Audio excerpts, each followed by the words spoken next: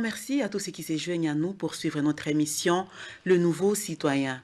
Mesdames et messieurs, aujourd'hui, nous avons la joie de vous retrouver encore une fois et nous avons invité pour vous le docteur Jean-David Alain Moutamba, avec qui nous allons réfléchir un peu sur le formatage du facteur humain.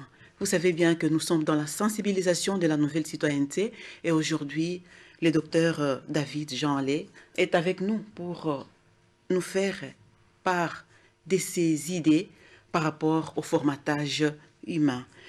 Il est déjà à mes côtés, je lui dis bonjour. Bonjour maman. Oui, bonjour docteur, vous êtes vraiment le bienvenu sur le plateau du Nouveau Citoyen. Et qu'est-ce que ça vous fait? Je suis content, si on peut le dire, et merci de m'inviter déjà pour pouvoir apporter, comme on dit, ma pierre à Oui, l'édifice, tout à fait. tant soit peu que cette pierre soit importante ou pas, mais bon, je vais essayer de dire ce que je pense, ou du moins répondre aux questions que vous me poserez. Voilà. Vraiment, ça nous ferait de la joie parce que vous ne vivez pas ici au Congo, vous vivez à l'étranger et nous ne savons pas ce que vous pensez de cette idée de notre président de la République, donc Joseph Kabila, qui veut faire du Congo un vivier de la nouvelle citoyenneté et une classe moyenne. Alors, on peut savoir ce que vous pensez de cela. Bien, vous savez, dans toute société humaine, dans toute organisation qui a à sa tête un leader, on attend du leader une vision. Une vision. Le leader est le conducteur, il est, pour prendre un terme biblique, qui est plutôt mon univers, c'est le berger. Donc il conduit le troupeau. Et vu ici que le troupeau, ce n'est pas des animaux, mais des personnes. Des personnes, oui. On attend du leader l'inspiration. L'inspiration. En fait, le leader doit, puisque nous-mêmes, en tant que serviteurs de Dieu, on conduit des personnes, on s'adresse aux personnes. En fait, les personnes attendent de vous que vous leur transmettez la vision divine, que vous leur transmettez un rêve auquel ils peuvent s'accrocher, afin que leurs efforts, afin que tout ce qu'ils seront amenés à faire trouve son sens. Et lorsque le président se lève et donne le tempo, donne cette vision de ce qu'il voudrait faire, là il agit comme, on va dire, un directeur de ressources humaines, parce qu'il est emmené à gérer ses ressources humaines, à gérer sa population, à gérer le peuple, parce que sans le peuple, sans la population, on ne peut rien faire. Et donc on attend du leader ce sens de l'organisation, ce sens de fédérer son peuple sous un thème porteur, sous une vision valable, sous un rêve qui peut les exalter et les emmener encore plus haut. Voilà. Et donc, voilà, c'est parmi les 5 chantiers du président de la République démocratique du Congo qu'on a inséré, qu'il a inséré aussi ces programmes de l'initiation à la nouvelle citoyenneté. Je ne sais pas si vous qui vivez à l'étranger, comment vous pouvez aider les chefs de l'État à arriver à atteindre son but.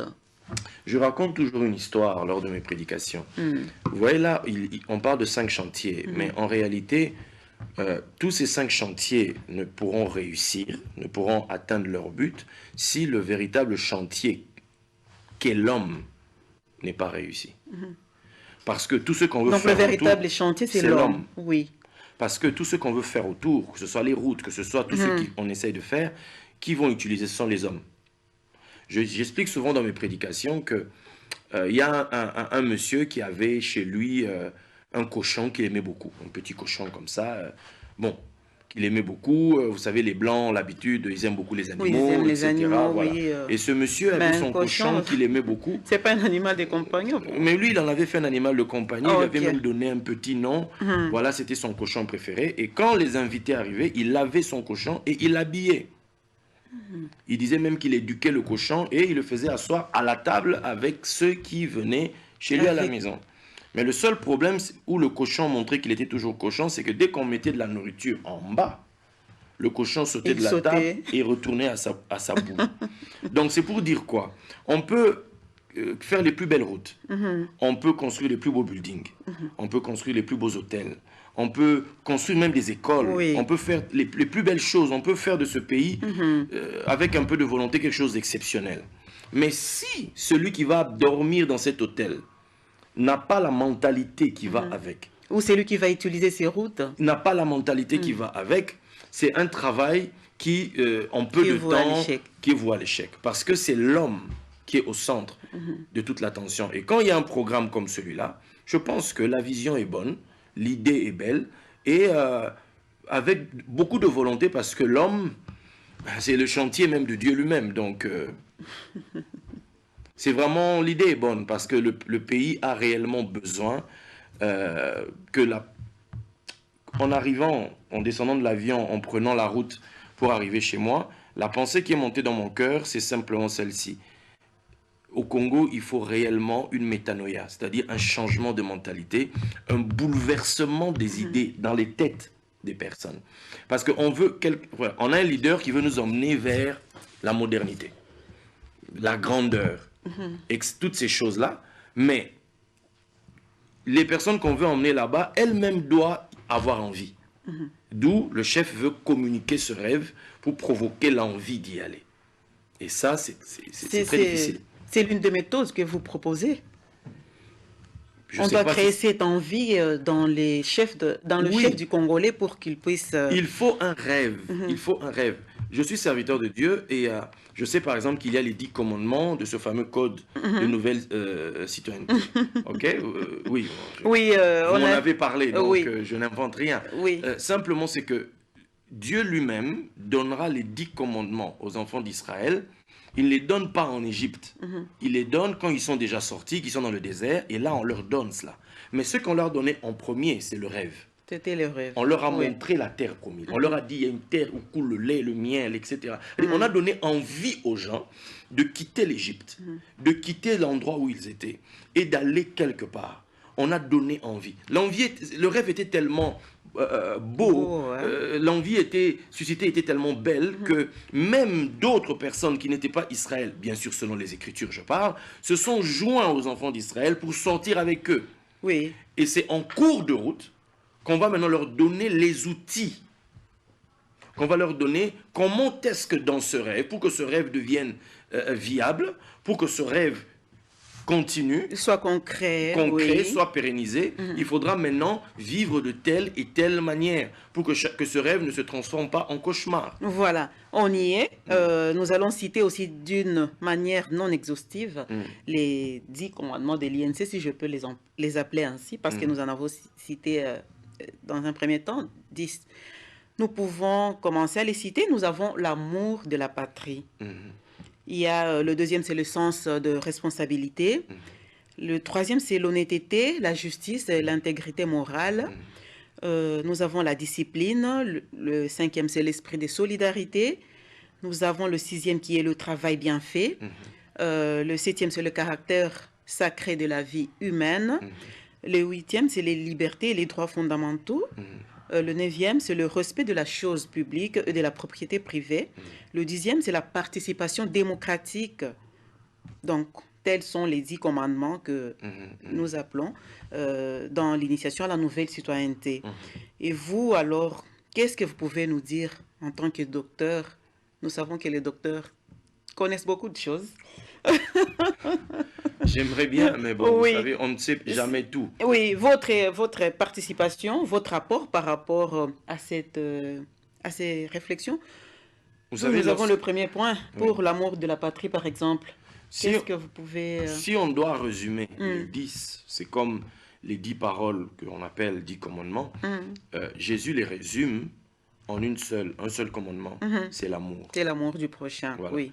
Aimer son Dieu et aimer son prochain comme soi-même. Bon.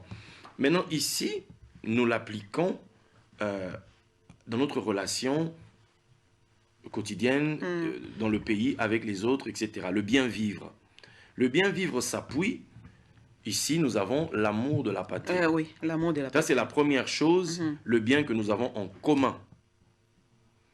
Le bien que nous avons en commun, c'est C'est ce notre pays. partie, c'est pas très plutôt. Voilà, c'est ce pays. Oui. Voilà, c'est notre bien commun. Le Congo. Voilà, le Congo. Donc, quand on est là, regardez, nous tous ici qui vivions à l'extérieur, que nous ayons des teints un peu plus blancs ou bien un peu plus clair, sombres, peu importe. Mais quand Ouais. vous êtes à l'extérieur, on vous répétera toujours, vous êtes doux. Vous êtes doux, parce que les gens de là-bas, eux, savent que les gens d'ici, on n'a pas une peau comme la tienne. C'est ça. Donc, tu te poses la question à un moment donné, d'où je viens d'où? Où est mon pays? Donc, cette patrie-là, ce pays-là, c'est le bien que nous avons en commun. Tout à fait. Et je pense que ça, c'est le sommet, en fait. Bien sûr, Dieu, on ne le voit pas, mais ce Dieu nous a établis quelque part. Nous avons une nation. Donc, voilà, notre pays, la RDC. Donc, si tu n'aimes pas ce pays, je me demande, qu'est-ce que tu vas aimer d'autre? Et comment manifester cet amour vis-à-vis de ces pays? Je pense que quand on aime, il y a des signes qui ne trompent pas. voilà, on le montre. Oui. Quand on aime... Vous qui êtes par exemple à l'étranger, oui. comment montrer que vous aimez vraiment votre pays? Est-ce qu'il y a moyen de le servir étant loin? Moi, j'ai une idée. Oui. Une idée à ce propos. Je n'ai pas les chiffres parce que je ne me suis pas préparé à ça, mais ceux qui sont au niveau de... ceux qui sont au niveau des finances, eux le savent, par rapport à l'apport qu'il y a de toute la communauté congolaise repartie dans le monde entier, ceux qui ont l'apport, ceux qui viennent tous les mois. Il y a des gens ici qui survivent grâce à ça. Ok? Donc, maintenant, quand vous comprenez ça, moi, en ayant étudié ça, je me suis dit, pourquoi est-ce que il n'y aurait pas une banque? Une banque. Une banque ici au Congo? À l'étranger? Peut-être que ça serait initié ici au Congo, Oui. peu importe, mais une banque de la diaspora. Une banque de développement. Le nombre de Congolais qui sont dispersés dans le monde, hémisphère nord, sud, partout, est, ouest, ils sont partout. Si il y avait une banque de développement, avec des projets de développement, initiés par ici, c'est-à-dire qu'on propose, à vous qui êtes à l'extérieur par exemple, là on va vendre des parts, il y a des actions, pour obliger en fait, parce que pourquoi est-ce qu'on devrait dépenser tout notre argent à l'étranger? Pourquoi on devrait le dépenser seulement en payant les taxes qu'il y a à payer ailleurs qui construisent ces pays-là? Tout à fait. Pourquoi là, vous investissez, c'est ça, dans Pourquoi ces on ne pays. construirait pas chez nous? Est-ce que... Voilà, moi c'est ce type d'idée souvent qui me trotte dans la tête, où on se dit, tiens, pourquoi on ne ferait pas quelque chose de comme ça, à intéresser tous les Congolais et à les rendre participatifs Tout à fait. à la construction. Le problème que nous avons au Congo, c'est que tout le monde pense que pour être participatif, il faut forcément faire de la politique. Or, Il faut être un ministre, il faut être dans le gouvernement. pas obligé, pas obligé. Oui. On peut développer son pays en étant acteur économique. On peut développer son pays justement parce qu'on est capable d'investir dans tel domaine, on peut faire telle chose, on peut faire telle chose, on peut participer. On peut participer. Mais ça, ce sont ceux qui sont politiques qui peuvent rendre cela possible en votant des lois qui permettent cela. Et là, j'ai suivi un peu avec les concertations, les différentes propositions qui ont été faites, etc. Bon, ça nous donne de l'espoir pour la suite. Mais l'idée, c'est ça. L'amour, c'est une chose que d'avoir de l'amour pour sa patrie. Mais c'est une autre chose que la patrie vous permette de l'aimer. Tout à fait. C'est deux choses différentes. Voilà. Nous avons le deuxième point qui est le sens de responsabilité. Oui. Comment pouvez-vous conseiller les citoyens congolais à devenir de responsables dans ce qu'ils font? Dans tous les niveaux, et c'est là dans tous les niveaux. Hein. Oui. Oui. La responsabilité vient, le sens de responsabilité, vient avec la responsabilité. Ça veut dire? C'est-à-dire, quand vous êtes juste, vous n'avez pas compris que c'est vous de qui dépendent des choses. Quand vous n'avez pas réalisé la valeur de la chose qui est mise sous votre garde, vous allez passer votre temps à jouer avec les choses. Mais lorsque vous commencez à réaliser, d'où je disais l'importance de la... Il y a celui qui fait le rêve et il y a la transmission du rêve. Vous savez, dans ceux qui étudient le langage, la communication, savent qu'il y a, c'est-à-dire entre ce que je vous dis, Oui. Comment dire, vous allez retenir que 30%. C'est-à-dire que 70%, vous ne faites, La perception. Voilà, vous ne faites pas attention. Oui. Vous ne captez. Pour ceux qui sont plus forts, ils capteront plus. Là, je parle en moyenne. Oui. 30%. C'est ce que... Oui, il m'avait dit ça. Mais maintenant, après, à vous de transmettre ce que moi, je vous ai dit. Là encore, il y aura des pertes. Il y aura tout ça. Et on risque d'arriver au bout de la chaîne avec quelqu'un qui va raconter une histoire qui n'a rien à voir. Avec 10% de compréhension. Même pas. C'est-à-dire, rien à voir avec ce que moi j'ai dit au départ. Et on a donc besoin que des personnes en face la reçoivent. C'est ça. Complètement. La reçoivent complètement et comment dire, qu'ils réalisent qu'il y ait une urgence. Là, par exemple, on a eu le problème à l'Est. On a senti que tout le monde était mobilisé. Tout le monde, oui. Il y a eu une convocation aux concertations nationales. Les gens sont venus. Pourquoi? Urgence. Il faut sauver la patrie. Je pense que quand quelqu'un sent une urgence, ma maison brûle. Quand quelqu'un sent une urgence, mon enfant est malade. Quand quelqu'un sent une urgence, que je risque de perdre telle ou telle chose, il se responsabilise. On quitte l'enfance pour arriver à la maturité. C'est ça. La responsabilité vient avec la responsabilité. La responsabilité vient avec la maturité. Voilà. Et donc, pour notre pays aussi, on doit sentir qu'il y a une urgence. Nous devons changer, nous devons évoluer, nous devons progresser. Regarde. Et là, nous sommes appelés à changer vraiment notre comportement vis-à-vis à tout ce qui nous est réservé. On est obligé. Regardez, nous, on vit à l'extérieur. Peut-être que les gens ici ne le réalisent pas. Le monde évolue. Il y a des développements dans tous les... Je sais pas, au niveau de la NASA, dans tous ces domaines, au niveau de télécommunications. Les choses évoluent. Et on découvre... Bref, la révolution de la modernité. On découvre de nouvelles choses. Or, toutes ces choses que l'on découvre, tous ces matériaux que l'on doit construire, ces outils de travail qu'on doit construire, ont besoin de matériaux, de minéraux, de métaux qu'on doit trouver. Or, notre pays regorge de tout ça. Donc, forcément, ceux qui sont à l'extérieur, quand ils regardent notre pays, ils le voient comme un endroit où il faut aller faire son marché. Pour certains qui sont réglo, pour d'autres qui ne le sont pas, pour eux, c'est un endroit pour venir faire leur casse, un hold-up. Et on voit tout ce qui se passe. Donc, si notre pays, quand je dis notre pays, notre population, ne prend pas en considération ce que l'histoire, le sens de l'histoire, nous oblige à devenir. Le Congolais est obligé à accéder à une certaine maturité pour, comment dire, être à la hauteur de ce défi de l'histoire. Tout à fait. Sinon, on va revivre toujours les mêmes choses que l'on vit. Mais est-ce qu'il faudrait encore recourir au fouet? Parce que avec ce système, nous avons vu quand même que le Congolais a commencé à changer.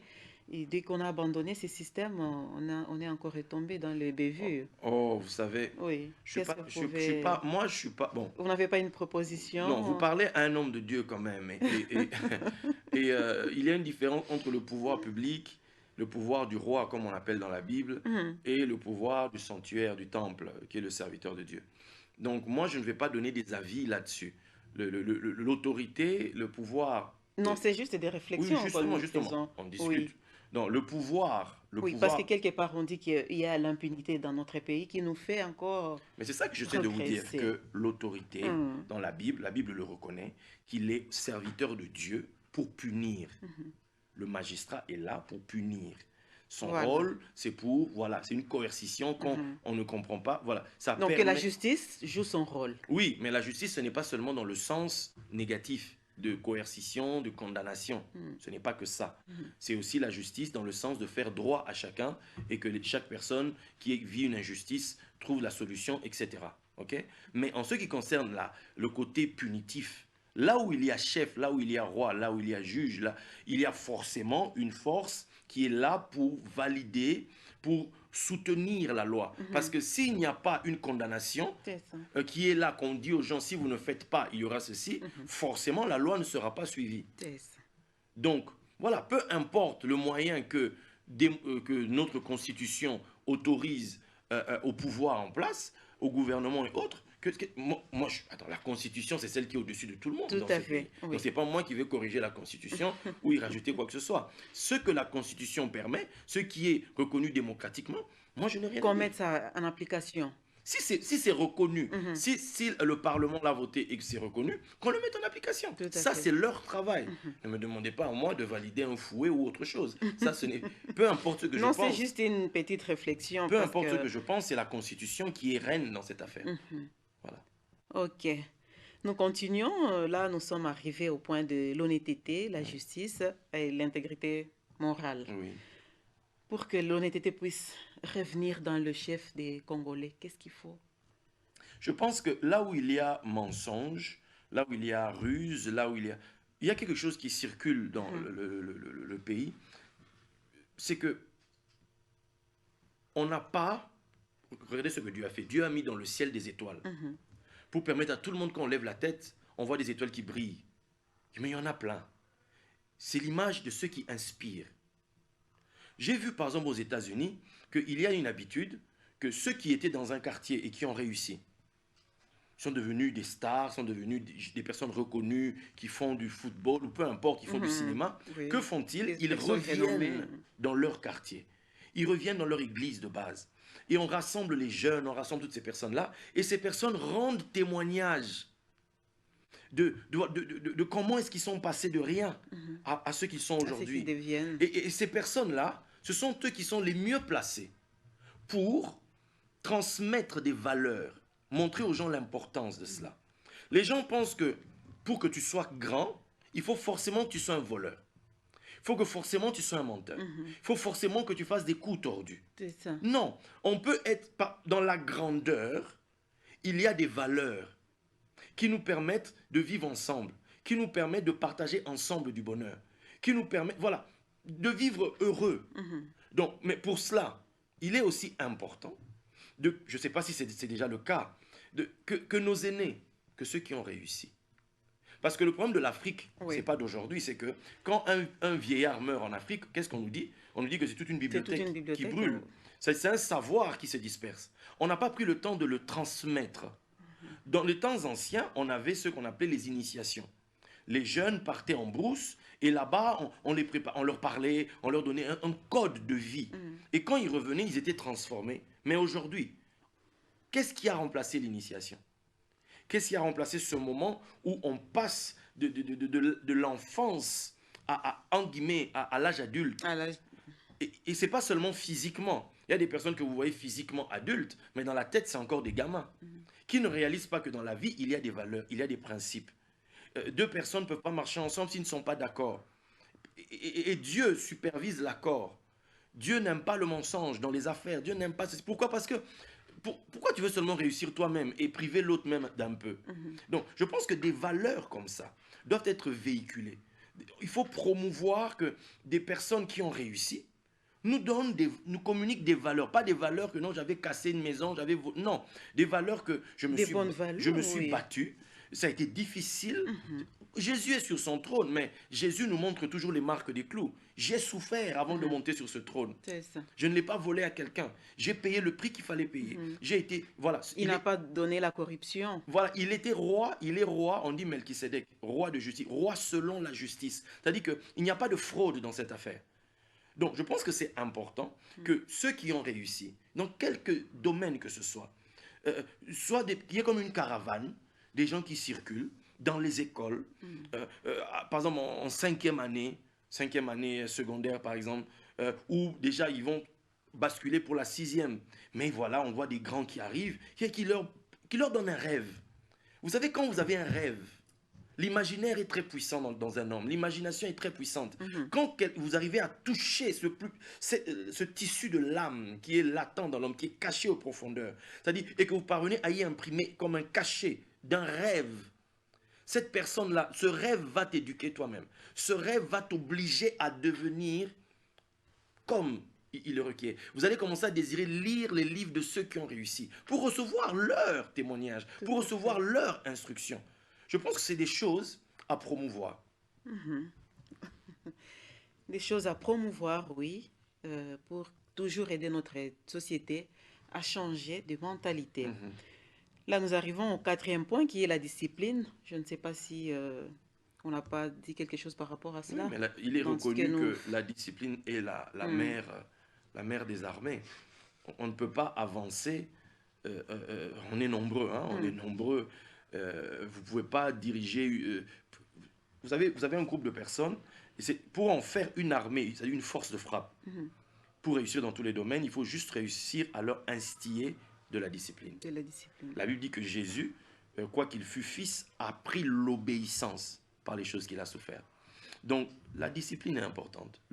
Mais pour ça, il faut apprendre à obéir. Pour ça, il faut accepter de reconnaître la chaîne de commandement. Il faut pouvoir reconnaître qu'il y a un chef, il y a des chefs, il y a ceux qui sont là pour nous donner la direction à suivre. Il faut l'accepter. Voilà. Et donc, pour réussir dans tout ce qu'on entreprend, il faut une certaine discipline. Forcément. Mais- On ne peut pas réussir sans principe. On ne peut pas réussir sans principe.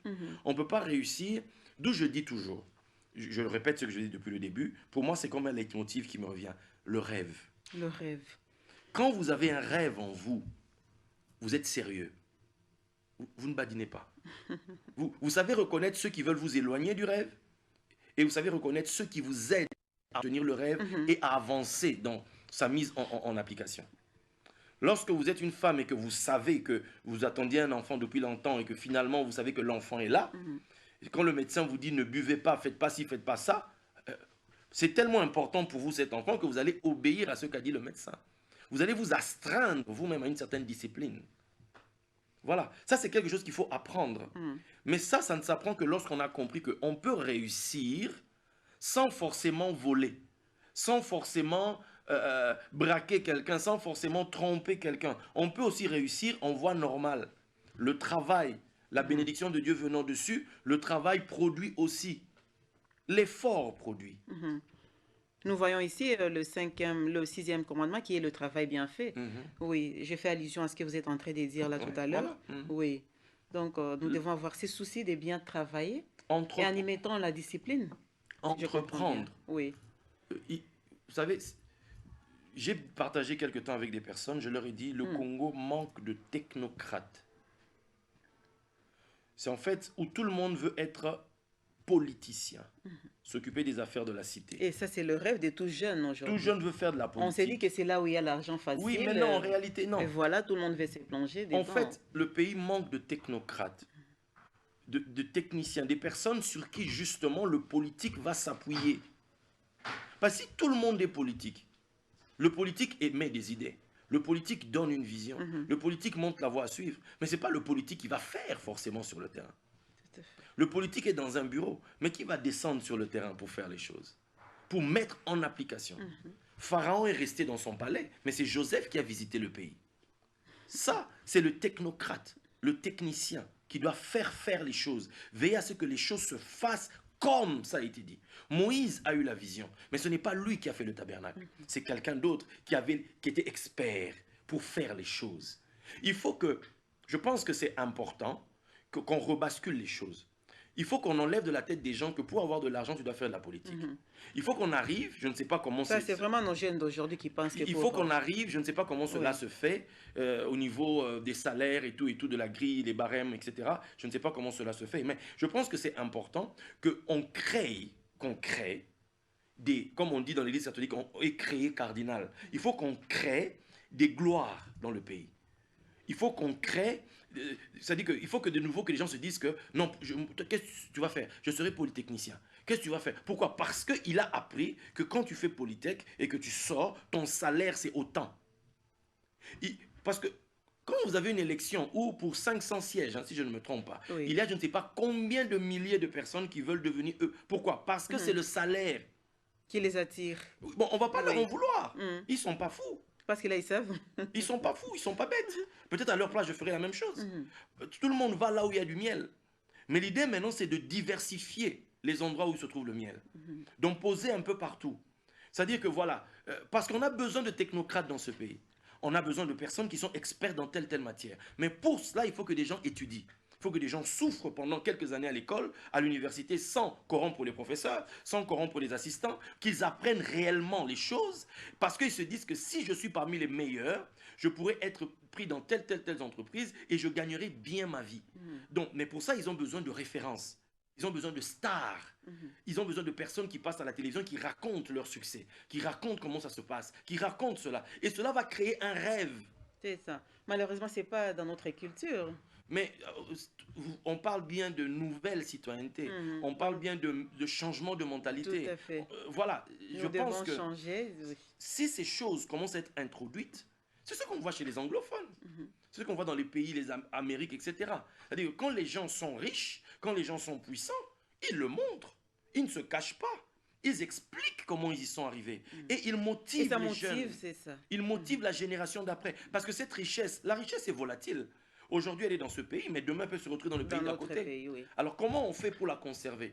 En créant de nouvelles personnes, des nouveaux technocrates, en créant des personnes des experts, des gens qui travaillent, des gens qui se donnent, des gens qui sont impliqués, qui sont sérieux, qui sont, comment dire, persévérants, qui sont, comment on dit ça, pleins de courage, pleins d'ambition pour y Des arriver. gens tenaces. Voilà. Et Oui. si on arrive à ça, si ce rêve est transmis, alors c'est plus de 50% qui est déjà assuré de réussite. Waouh, ça, est-ce qu'on y arrivera aujourd'hui? On ne sait pas. Il faut persévérer, maman. Il faut pas, tu vois, et on va y arriver. Oui. Tant que si vous êtes assis ici et que vous dites que est-ce que j'arriverai vraiment en Ngaba, j'arriverai vraiment au campus, mais tant que tu fais Et pas que le tu- pas, le premier pas, tu resteras toujours là. Il faut À te commencer. poser la question Mais quand et tu quelqu'un n'auras rien fait. commence, la Bible dit, ne méprise pas les faibles commencements. Parce qu'au début, quand tu commences, personne ne croit en toi. Au début, quand tu commences, tu es tout seul. Avec ton idée, les gens se moquent de toi, les gens te balancent des pierres, etc. Mais tu dois avancer parce qu'en cours de route, il y aura des jonctions. Des gens vont arriver, vont entrer dans la vision, Oui, il y a des etc. embûches Oui, qui nous découragent. oui, Oui. les embûches. Non, les embûches, oui, forcément. Forcément. Mais c'est pas les. Quand vous avez un vrai rêve dans votre cœur, les embûches vous révoltent et vous emmènent à être encore plus grand, d'aller encore plus loin. Mais ici, je parlais des gens qui viennent vous rejoindre pour vous aider dans la vision. Mais cela n'arrive que si vous avez persévéré. Parce qu'ils voient que l'idée était bonne, ils changent et ils viennent. Et au bout, on célèbre tous la fête. Et vous allez même voir à votre fête des gens qui au début vous avez balancé des pierres, ça. mais qui sont venus parce que finalement, ils en bénéficient. Ils n'ont plus de choix. Ils en bénéficient. Vraiment. Nous continuons nos 10 commandements de l'initiation à la nouvelle citoyenneté. Là, nous sommes au 7e, qui est le caractère sacré de la vie humaine. Qu'est-ce qu'on peut sous-entendre? Je vous l'ai dit au début, le véritable chantier, c'est l'homme. La raison d'être de tout ça, c'est l'homme. Quand on parle de développer le pays, les routes, de prendre soin de type de nourriture que l'on mange, etc., etc., tout ça, c'est pour l'homme. C'est l'homme qui est le but même. En fait, dans les 10 paroles de Genèse, la 10e parole, les 10 paroles de la création, la 10e parole, c'est faisons l'homme à notre image. Le but de la création, c'est diriger vers l'homme. Tout ce que Dieu fait, que l'homme domine, c'est-à-dire c'est l'homme. L'homme est au centre. C'est l'homme qui est le reflet de Dieu, l'image de Dieu, c'est l'homme. Et quand Dieu crée l'homme, il met dans chacun, il y a des puits, il y a des valeurs, il y a des sources, il y a des choses qui dorment dans chaque homme. C'est comme une terre dans laquelle se cache une perle, mais personne ne le voit. On est un pays ici où il y a plein de minéraux. Et vous allez au Katanga, allez au Kasaï, allez dans l'Est, là où on creuse, vous allez voir qu'on va en profondeur. C'est l'image de l'homme. Mais si on méprise l'homme et qu'on décide de tuer, on méprise la vie, on passe à côté des grandes ressources. On passe à côté. Vous savez peut-être pas, les frères qui sont en train de faire le travail derrière leur caméra, qui sont au niveau de la régie, etc., etc. Vous pouvez voir quelqu'un, vous dites, mais que peut-il sortir de bon de lui? Ne dis jamais ça de quelqu'un. Peut-être que c'est le Messie qui passe devant toi. Peut-être que c'est le oint de Dieu qui passe à côté de toi. C'est ta bénédiction de demain qui passe à côté de toi. Qui aurait cru que ce Jésus qui passait, c'était lui? Personne ne croyait. Donc, quand il était encore fils du menuisier. Voilà, personne ne croit. Personne ne croit. On a un homme qui est aujourd'hui à la tête de ce pays. Il y a des années, ceux qui l'auraient croisé à l'époque, Qui aurait Ne cru? l'aurait jamais imaginé. Mais donc, il faut jamais mépriser quelqu'un. Jamais. Et respecter la vie, donc, Il faut de respecter la vie chacun. parce que c'est un don de Dieu. C'est un don de Dieu. Voilà. La vie humaine, c'est un don de Dieu que nous devons tous respecter. Ça, c'est le 7e commandement. Et le 8e nous dit les libertés et les droits fondamentaux. Les libertés, est-ce que... Ça parle... Les libertés et les droits. Oui. Ça parle à l'ancien juriste que j'étais, parce que maintenant j'ai viré un peu. Heureusement que... Je suis plutôt au niveau de la parole de Dieu. Oui, heureusement que vous l'étiez, parce que là vous avez encore la matière. Là où il y a liberté, il y a forcément, comment on appelle ça, devoir. Là où il y a droit, il y a forcément devoir. Mais là où il y a devoir, là où il y a, comment on appelle ça, responsabilité et tout le reste, il ne faut pas qu'on oublie l'aspect que ces personnes qui sont là, qui obéissent parce qu'elles aiment, se mettent à votre service parce qu'elles aiment.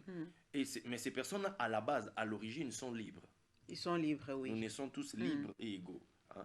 Donc, ils sont libres. Ils sont libres d'aller là où ils veulent, de faire ci, de faire ça. Voilà. Donc, ils ont aussi des droits. On parle des droits de l'homme. C'est ça. Bien. Donc, ces personnes-là, il faut le leur reconnaître. C'est-à-dire, d'où l'importance du salaire que l'on donne à quelqu'un quand on l'a fait travailler. Oui, ça c'est un exemple. Voilà. Oui. D'où l'importance. Parce que tu m'as servi, tu t'es mis à mon service, tu as été comme mon esclave, entre guillemets, mon serviteur. Maintenant, moi, je dois te rendre ta liberté, te montrer que tu es un homme libre. Pourquoi? En te donnant ton salaire, en te payant. Quand je te paye, moi-même, je me dis, je suis un homme libre. J'ai voulu travailler pour quelqu'un, je l'ai fait dans ce but, pour ce salaire. Donc là, je pense, moi, c'est ce que ces paroles font naître en moi, on a peu de temps, c'est le sens de la rémunération. C'est comme ça que je pense que chaque personne pourra se savoir libre, se savoir un homme qui a des droits, c'est-à-dire un homme, entre guillemets, un homme roi.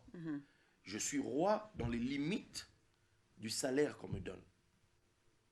Et je pense qu'en veillant sur cela, on va pouvoir élever un peuple avec des idées véritables de grandeur.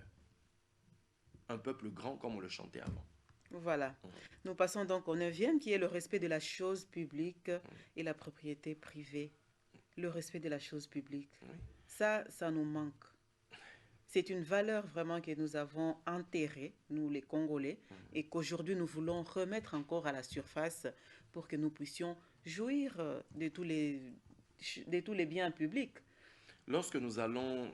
Je pense que quand vous êtes arrivé à Kinshasa, vous avez été émerveillé par la nouvelle robe que rêvait aujourd'hui Kinshasa.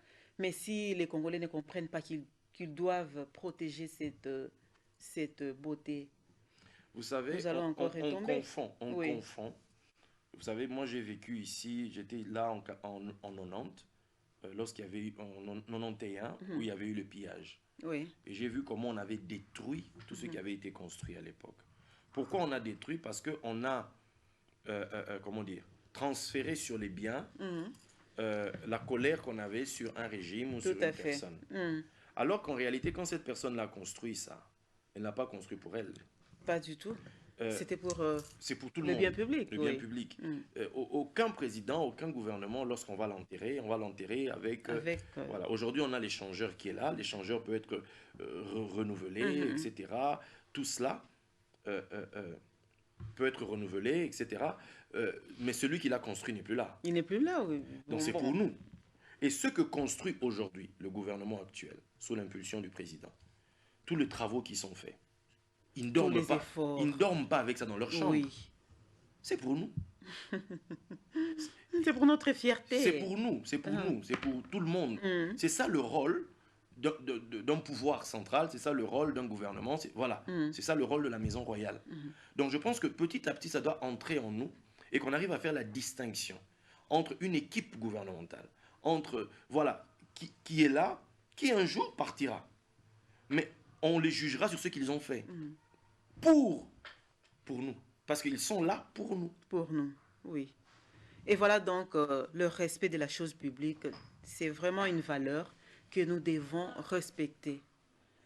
C'est là, c'est pour l'intérêt de tout le monde, de tout Congolais. Ce n'est pas pour le gouvernement, mais c'est pour nous les Congolais parce que s'il y a des étrangers qui viennent dans notre pays, nous serons fiers de leur présenter de telles œuvres, par exemple. Faut pas Hein? forcément penser aux étrangers, je pense nous-mêmes. Nous-mêmes d'abord, oui. Nous-mêmes. Vous savez, quand vous avez une culture de la grandeur, Oui. on commence à vous inculquer ça, vous commencez à aimer les belles choses. Vous commencez voilà, on commence à apprécier la beauté. Et je pense que si on commence à avoir cette culture chez nous, ça serait une bonne chose. Vraiment.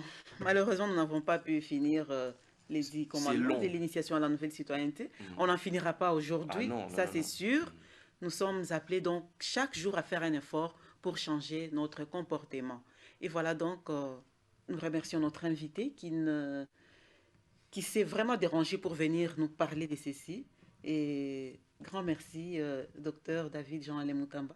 Et nous pensons que prochainement encore, vous n'hésiterez pas de passer sur notre plateau. Merci à vous qui m'avez invité et j'espère que toutes ces paroles pourront être utiles à une personne ou à une autre. Tout à fait. Qu'on le veuille ou pas, ça entre petit à petit et ça produira toujours des effets, ne vous en faites pas. Merci donc, chers téléspectateurs. Nous pensons que le message a été clair. Nous devons donc continuer, nous devons aimer notre pays et le servir. Nous nous retrouvons très prochainement pour un autre numéro. Merci et restez branchés sur la RTNC de développement. Au revoir.